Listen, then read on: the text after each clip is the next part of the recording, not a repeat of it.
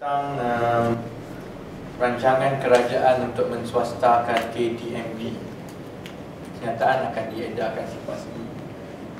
Keadilan memberi amaran kepada pentadbiran Datuk Seri Najib Tun Razak supaya membekukan segala rancangan untuk menswastakan operasi KTMB kepada MMC Corporation Berhad yang dikawal oleh Tan Sri Syed Mokhtar Al-Bukhari.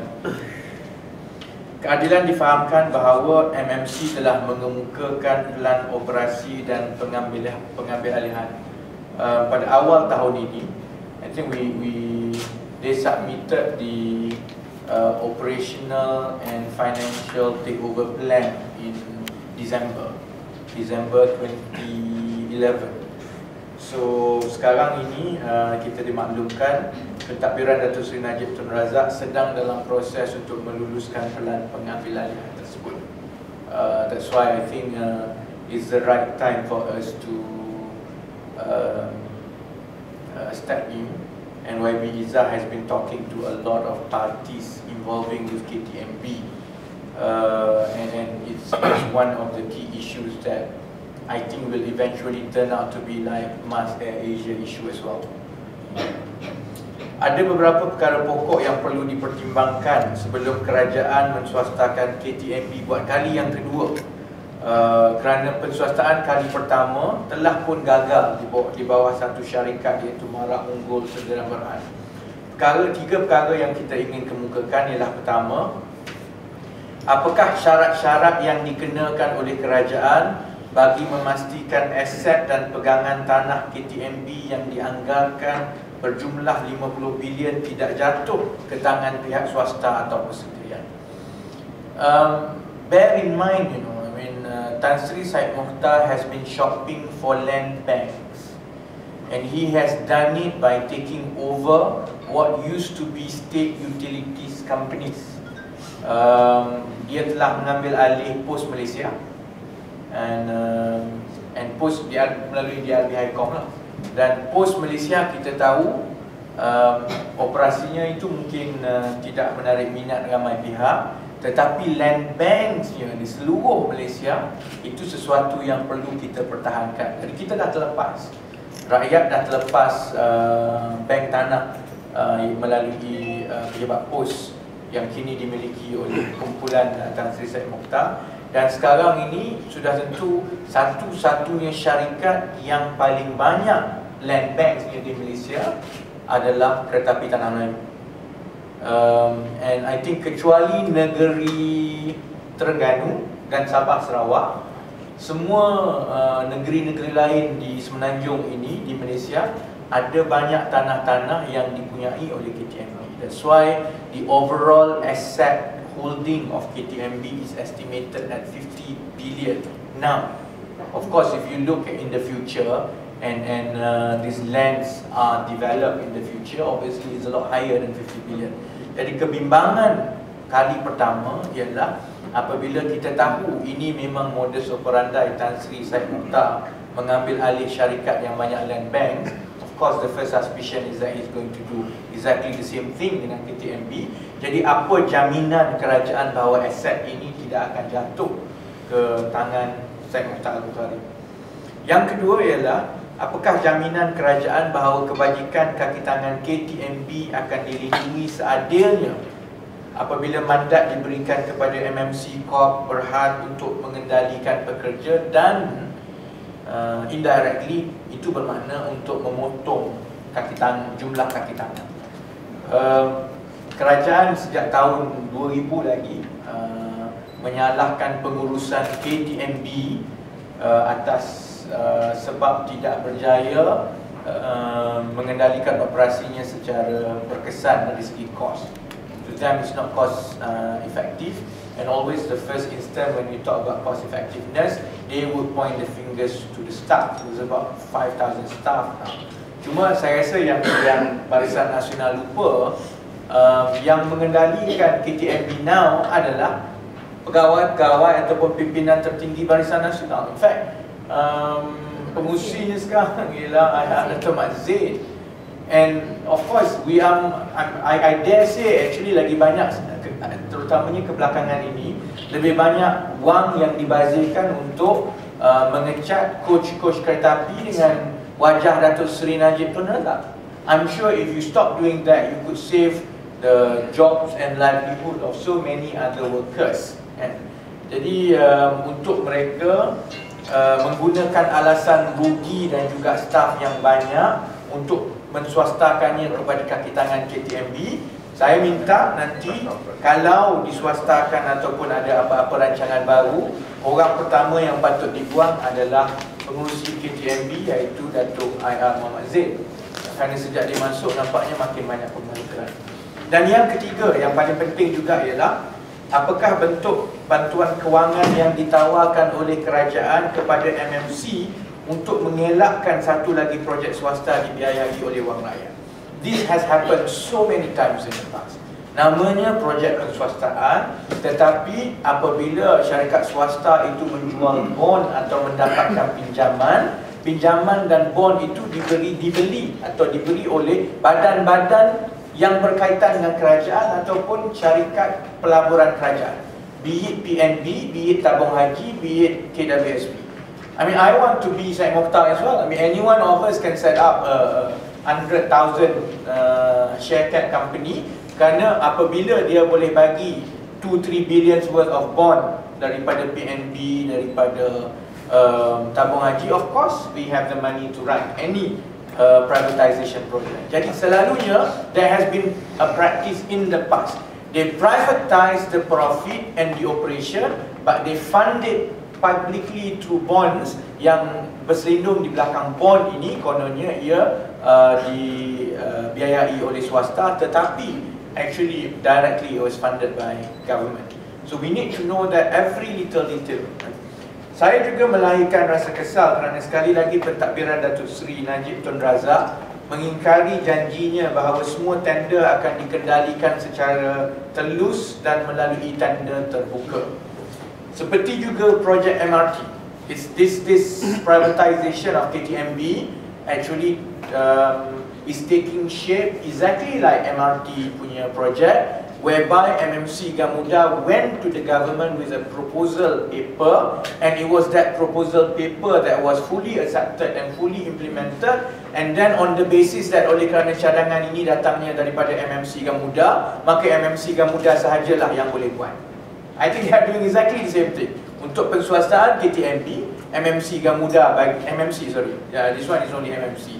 MMC kemukakan kertas cadangan kepada kerajaan, and then kerajaan will say, oleh kerana kertas ini datangnya daripada MMC, maka mereka sahajalah yang mengayak.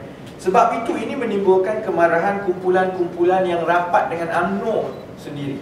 Semalam Anti Persatuan Kontraktor Bumi Putra melahirkan rasa yang kesal kerana cara Datuk Seri Najib Tun Razak yang terus menganugerahkan projek secara direct award.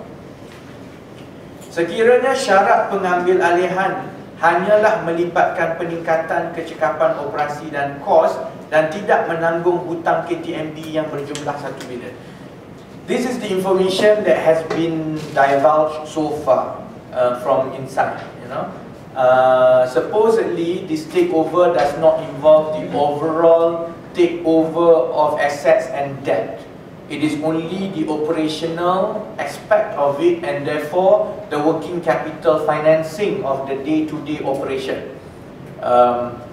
When that happens, that means MMC Corp does not have to carry, to take the 1 billion debt currently carried by KTMB. So, kalau ia hanya melibatkan optimization of cost and operation, adalah lebih wajar jika kerajaan menjemput seberapa ramai usahawan dan konsortium untuk menyertai satu tender terbuka, memandangkan pakej suntikan kewangan oleh pengendali baru itu tidak termasuk tanggungan hutang sedia ada. If you are looking at just operational optimization, you are just looking at financial injection to fund the working capital, not the overall debt of over 1 billion. That means that the cost or the financing required is a lot lower and therefore, of course, there will be a lot more consortia which are in a position to bid for it as well. Sebab itu sikap Datuk Seri Najib Tun Razak yang memusatkan operasi dan kontrak melibatkan infrastruktur dan harta utama negara di tangan beberapa kroni utama beliau kini semakin menjadi-jadi dan memuncak. It has become his trend that he likes to transfer companies or tenders with huge national asset holding to a few select cronies. Kalau kita tengok Tan Sri Syed Mokhtar, kini pun beliau telah menguasai operasi dan aset-aset pelabuhan di negara ini. He has already controlled the ports. Konsortium beliau juga telah dianugerahkan tender pembinaan MRT yang kosnya dijangka melampaui 100 bilion. He has also controlled the MRT project, which is the most expensive infrastructure project in our history. Jadi dengan anugerah penswastaan KTMB, bermakna syarikat-syarikat yang dikawal oleh Tan Sri Syed Mokhtar Al-Bukhari akan menguasai pengangkutan kereta api yang merupakan alternatif terpenting kepada sistem pengangkutan awam darat di masa hadapan. Ini bermakna sebarang usaha untuk menaik taraf sistem pengangkutan awam in the future, di masa hadapan, sudah tentu akan melibatkan beliau kerana monopoli yang dipegang. What this means is, if Najib goes ahead with awarding the privatization to Tan Sri Syed Mokhtar, that means in the future, any government after this, and most probably that will be us, we will be forced to negotiate with Tan Sri Syed Mokhtar. And he will be in a position to squeeze the public because of the monopoly. Because you can't be talking about upgrading the public transportation system without overhauling and upgrading the railway system. It's a clear-cut, obvious thing that in the future a lot of concentration will be on railway system, and that's why I think he wants to take over the railway system now, so that in the future, of course, anyone who needs to do anything would have to pass through him and have to negotiate at a high price with it. Sebab itu keadilan menentang sepenuhnya cubaan untuk mewujudkan monopoli pengangkutan kereta api dengan anugerah penswastaan baru kepada MMC Kok Berhad ini untuk mengambil alih operasi KTMB. Berdasarkan projek-projek penswastaan dan kerjasama swasta yang telah gagal sebelum ini pun, seperti penswastaan kali pertama KTMB dan baru-baru ini penswastaan melalui kerjasama MAS Air Asia, keadilan yakin bahawa tindakan menswastakan KTMB ini bermotifkan keuntungan semata-mata yang membelakangkan kepentingan nasional.